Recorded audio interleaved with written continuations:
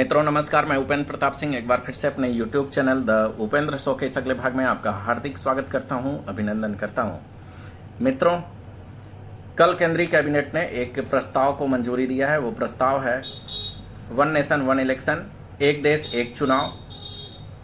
आपको बताते चलें कि संसद के शीतकालीन सत्र जो आरंभ होने वाला है उसमें ये लाया जाएगा विधेयक। संविधान में किया जाएगा संशोधन, क्योंकि कोई भी सुधार करनी होती है तो संविधान में थोड़ा सा परिवर्तन, कुछ जो भी ज़रूरत होती है उसका परिवर्तन करना पड़ता है। कुछ महीनों में देश में लागू करने के उपायों पर भी होगी चर्चा। सत्ताधारी दल सहित 32 पार्टी इसके पक्ष में हैं, 15 दल विपक्ष में हैं। अब देखते हैं क्या होता है। लोकसभा चुनाव के बाद उभरे नए राजनीतिक समीकरणों के बीच देश में एक एक चुनाव को लेकर मुद्दे खड़े हो रहे हैं। ऐसे सवालों से फिलहाल पर्दा उठ गया है। मोदी कैबिनेट ने एक देश एक चुनाव पर बनी रामनाथ कोविंद की समिति की अनुशंसा को मंजूरी दे दी है। साथ ही संकेत दिया है कि सुधार के अपने एजेंडे से सरकार पीछे हटने वाली नहीं है। अगर कुछ सुधार करना है तो सरकार उसे करती रहेगी। समिति ने यह भी सिफारिश इसी वर्ष मार्च में की थी। माना जा रहा है कि संसद के शीतकालीन सत्र में इसे लेकर विधेयक पेश किया जाएगा और इसके लिए संविधान में संशोधन भी होना जरूरी है कि संविधान में संशोधन होगा ही होगा। कैबिनेट के इस फैसले के बाद राजनीति भी गर्मा गई है। कांग्रेस, आप सहित कई विपक्षी दलों ने जहां इसे सिरे से खारिज कर दिया है, वहीं भाजपा और इसके सहयोगी दलों ने इसका स्वागत किया है। खास बात यह है कि एक देश एक चुनाव को लेकर गठित रामनाथ कोविंद जो पूर्व राष्ट्रपति थे, इस पर सभी राजनीतिक दलों से राय ली थी। इस दौरान 32 राजनीतिक दलों ने इसका समर्थन किया था और कहा था इसे जल्द लागू किया जाए, जबकि कांग्रेस सहित करीब 15 राजनीतिक दल इसके विरोध में थे। यही वजह थी कि समिति ने अधिकांश राजनीतिक दलों की राय मानते हुए एक देश एक चुनाव का समर्थन किया और देश के लिए इसे जरूरी भी बताया। एक देश एक चुनाव को लेकर कैबिनेट के लिए अहम फैसले की जानकारी देते हुए सूचना एवं प्रसारण मंत्री अश्विनी वैष्णव ने बताया कि देश में 1951 से 1967 तक लोकसभा और विधानसभा के चुनाव एक साथ होते रहे हैं, लेकिन इसके बाद विधानसभाओं के बीच में भंग होने से इनमें बदलाव आया।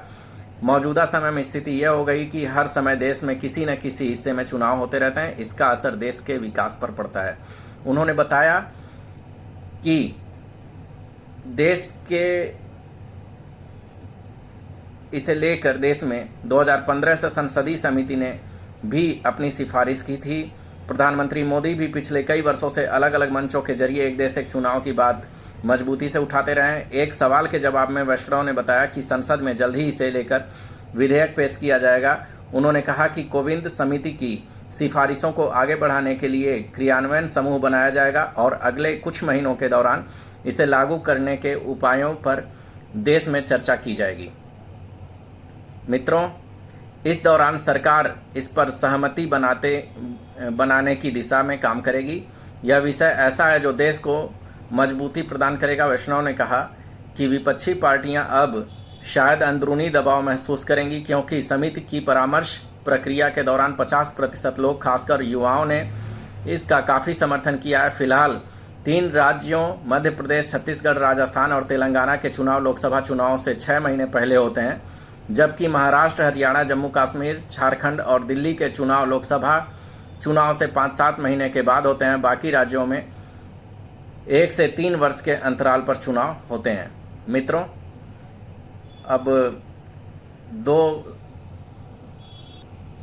दो भागों में इस प्रक्रिया को बांटा जाएगा। एक भाग में लोकसभा और विधानसभा के चुनाव होंगे, एक में नगर पंचायत और पंचायती राज चुनाव संभावित तौर पर किए जाएंगे। नरेंद्र मोदी ने कहा कि कैबिनेट ने 1 साल चुनाव कराने संबंधी सिफारिशों को स्वीकार किया है। मैं इस प्रयास का नेतृत्व करने और विभिन्न हितधारकों के परामर्श करने के लिए पूर्व राष्ट्रपति रामनाथ कोविंद जी की सराहना करता हूं। यह हमारे लोकतंत्र को और अधिक जीवंत और सहभागी बनाने की दिशा में एक महत्वपूर्ण कदम है। योगी आदित्यनाथ जो उत्तर प्रदेश के मुख्यमंत्री हैं, उन्होंने कहा, एक समृद्ध लोकतंत्र के लिए राजनीतिक स्थिरता अत्यंत महत्वपूर्ण है। प्रधानमंत्री नरेंद्र मोदी के नेतृत्व में केंद्रीय कैबिनेट द्वारा एक देश एक चुनाव प्रस्ताव को दी गई स्वीकृति अभिनंदनीय है। देश में राजनीतिक स्थिरता, सतत विकास और समग्र लोकतंत्र के लिए यह निर्णायक मील का पत्थर सिद्ध होगा। इस युगांतरकारी निर्णय के लिए उत्तर प्रदेश की जनता की ओर से प्रधानमंत्री नरेंद्र मोदी को हृदय से आभार।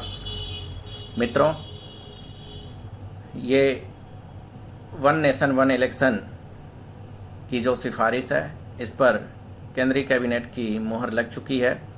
अब इसे लोकसभा और राज्यसभा में पारित कराना होगा और फिर ये कानून बन जाएगा। और चुनाव, जैसा कि इससे लाभ क्या होंगे हम बात करते हैं। देश को बार बार चुनाव के भंवर से नहीं फंसना पड़ेगा। विकास कार्यों की रफ्तार सुस्त नहीं पड़ेगी। अभी चुनाव के चलने पर कामकाज रुक जाते हैं, जैसे आचार संहिता लग जाती है और भी धारा 144 लागू हो जाती है, तो कोई ना कोई राज्य हमेशा प्रभावित रहता है और केंद्र को एक बराबर काम करने का अवसर नहीं मिल पाता है। मित्रों, एक देश एक चुनाव की योजना को देश में 2 चरणों में लागू किया जाएगा। पहले चरण में लोकसभा और विधानसभा के चुनाव कराए जाएंगे। दूसरे चरण में नगरीय निकायों और पंचायतों के चुनाव कराए जाएंगे, जैसा कि मैंने अभी बताया। लेकिन इन्हें पहले चरण के 100 दिन के भीतर ही करा लिया जाएगा। मतलब फर्स्ट स्टेप जहां लोकसभा और विधानसभा हुआ, उसके 100 दिन के अंदर नगर निकाय और पंचायती राज चुनाव भी करा लिए जाएंगे।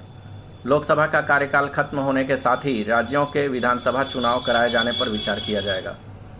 मित्रों, अगर आपको मेरी दी हुई ये जानकारी पसंद आती है तो आप मेरे इस चैनल को लाइक, शेयर, सब्सक्राइब ज़रूर करें और अपने कमेंट दे करके हमें ये बताएं कि हमें कितने सुधार की आवश्यकता है। आप ज़रूर हमें कमेंट करें मित्रों, और अपनी बातों को रखें। मेरी जो त्रुटियां हों उसमें मैं सुधार करने के लिए तत्पर हूं। आप सभी का एक बार पुनः सहृदय धन्यवाद। नमस्कार।